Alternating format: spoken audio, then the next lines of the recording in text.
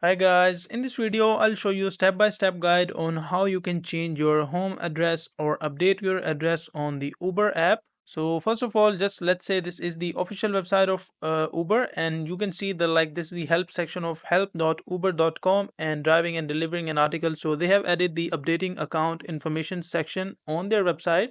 So you can follow this step-by-step process and can update your information anytime, anywhere. So first step is changing your account details is easy. Follow these steps to update your phone number, email, password, or home address in the driver app. So what you can do is just the first step is tap on the menu icon, three horizontal lines in the top left corner of your app. So you will be able to see the three horizontal lines on the left side of your mobile app, and from here select account from the menu. Once you click on menu, you will be able to find this option called account, and from here choose edit account. And once you choose edit account, tap the details you need to update and enter the new information. Like let's say you want to update any of these like email or password, change password or home address. So you can find this in this section, edit account section, and update it. And when you're done, you will need to verify the change. So this is the basically verification process. So you'll get a text message with a verification code. Type it in the app to confirm your new phone number, or like this email option, you'll get an email, but this is only for iOS mobile, like iPhones only.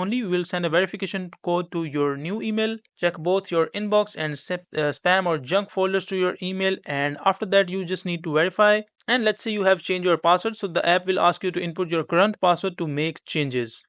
So this is a simple and step-by-step guide on how you can update any kind of information, including your phone number, your email, your password, or your home address location. So that is a simple and easy guide.